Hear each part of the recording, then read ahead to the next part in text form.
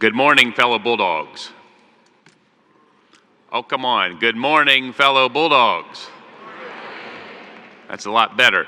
Dean Ayers, distinguished faculty and staff, parents, family members, guests, and most honored graduates. It's a singular honor to celebrate here with you all. Today, I want to focus on you, me, and us.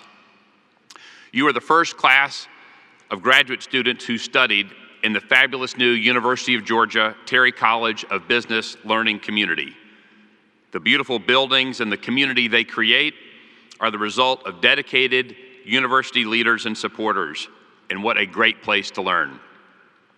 You also, as the dean mentioned, the first Terry College graduates to celebrate this milestone moment in a special graduate student-only convocation, and you absolutely deserve it.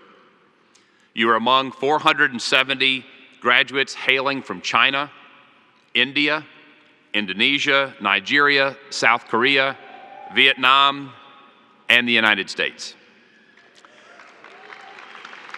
Roughly 60% of you are Georgia residents, 30% are from out of state, and the remaining 10 come from beyond the U.S. And with an average age of 29, you are young and we all are jealous. You are bright, ambitious, capable, motivated young leaders prepared to take on the world, and I'm delighted after today to count you as fellow Terry alums. You may be wondering who I am, and talking about myself is really not high on my list, but here we go. As Ben mentioned, I grew up in Atlanta and in 1993 earned an MBA right here at the University of Georgia. My Yankee bride, Catherine, didn't have the good fortune to go to the University of Georgia. She received an MBA in accounting from SMU, but I suppose all wasn't lost since she married a Bulldog.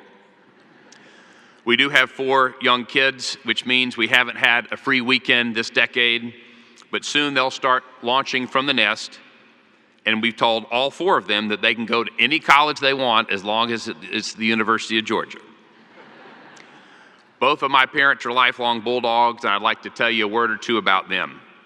My mother worked in the registrar's office when Charlene Hunter Galt and Hamilton Holmes registered as the first students of color here at the university.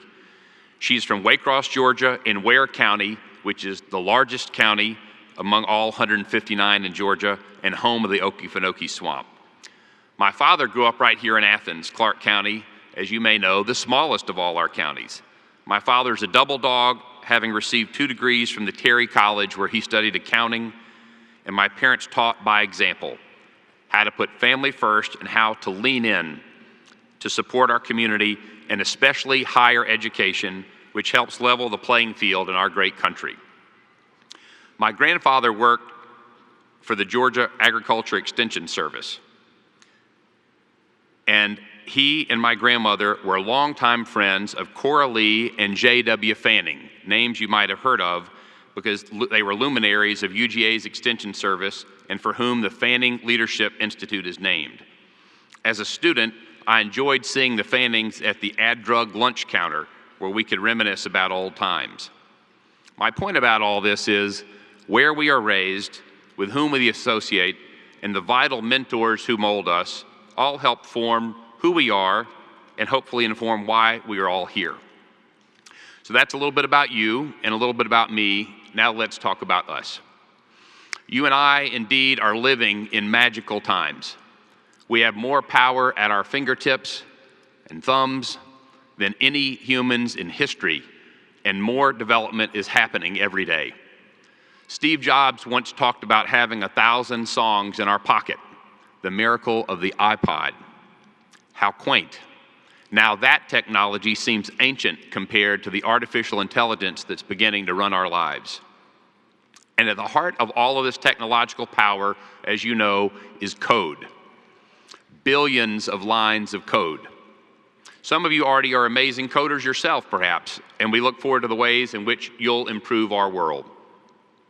But at the risk of sounding incredibly old-fashioned, I want to talk about another kind of code, the kind that will truly determine our power together to change the world. Early in my college days, I was inspired by a number of mentors to formulate a personal code of conduct by which I would strive to live each day. It's been tweaked slightly over the years, but for the most part remains the same, a steadfast reminder of who I hope to be.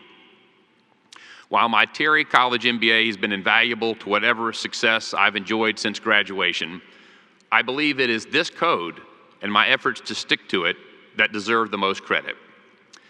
Again, that might seem a little hokey, but I feel like it's absolutely true. And if you get nothing else from these brief remarks, I want you to hear this. You need to write your own code as well. Here are some elements of mine. First, I strive to live a life that's characterized by witness and obedience to God's word. We all have a vital, unique, God-ordained purpose in life, and it pays to tune in.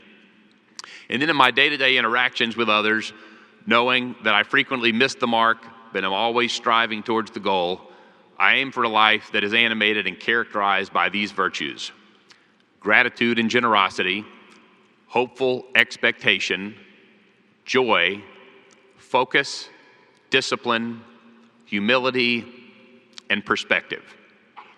And of all these ideals, I'd like to briefly highlight joy and gratitude. There's so much joy to embrace in our lives, including this very special day, and the best way to do so is through gratitude. Oprah Winfrey has always cited one daily practice as the key to her entire success: her gratitude journal. Way back before anyone knew who she was, Oprah forced herself to list 5 things she was grateful for every night, especially when she didn't feel like it. Among many other things, here's what Oprah learned. It's really hard to complain when you're feeling grateful. It's hard to be pessimistic when you're counting your blessings. And finally, it's just so easy to attract the right people and the right opportunities when you're embracing the joys of life. This certainly has been true for me. My career has been dedicated to serving others, primarily in seniors housing communities, which are full of joy. And it's hard to believe, but my first and only job as an adult was with a large healthcare and seniors housing provider, about whom I wrote a research paper right here in Athens for my UGA MBA. Just as may prove true for all of you, my business life and path towards being an entrepreneur really took off here in the Classic City, and joy was at the center. But when your personal code calls for you to pursue joy through gratitude, then even your fears of failure begin to just melt away. My son William keeps by his bedside a metal block inscribed with this question, and this is what I ask all of you today. What would you attempt to do if you knew you could not fail? What would you do? What big, audacious goal would you pursue if success were guaranteed? Start a technology firm and sell it later for big bucks? Birth a charity that changes the world? Be a servant leader in everything that you do? When you get really good at finding gratitude, I've found, especially for the lessons that you can only learn through struggle, then failure is just never that scary anymore. My code tells me that I'm going to find joy in even the most stressful of days, and that's giving me the courage to pursue challenging opportunities that I probably wouldn't or couldn't have otherwise. So now here's this question: what is your code? What are your principles designed to center you, to encourage you, and to propel you forward when circumstances may conspire to hold you back? What's your guide to help you navigate career, family, community, and your legacy in this world? I hope you're actively working on your code, discovering and developing your foremost principles. I also hope that somewhere in there you've got an emphasis on togetherness and community and generosity. I think it's easy to sit back and read or watch television, all the negative, uncivil, really truly divisive rhetoric today, and conclude that this is simply the new normal for all of us. But I implore you not to go down this treacherous and ill-fated path. Instead, let's seek out bridges that bring us together. Let's embrace others who are different from us, as we will be strengthened by their diversity of thought and experience. And let's all be emboldened by a code to guide us along the way. Earlier I mentioned that the Terry BLC physically brought many of you together during your days of study here at the university. Of course, that great place of learning, growing, meeting, and connecting was not the result of one person's dream or energy or effort. It was and is a masterful collaboration, resulting in a very, very special place that will serve thousands of students for many decades to come. So, graduates, what will be your legacy? What will you attempt to do if you knew you could not fail? For your family, for our communities, for this remarkable university, for our great state and this great nation. Most importantly, what is your code? I'm deeply honored to be part of the winning Terry College team, and I'll support the University of Georgia until my last breath.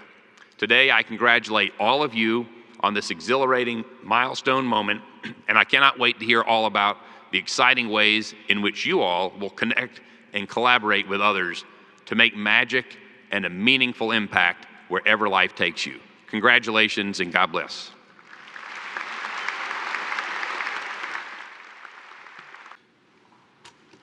Thank you, Ted, for sharing your wisdom today, and as a keepsake to memorialize your address today, we've got a nice present for you that is full of Georgia and Terry memorabilia. So thank you very much. Thank you.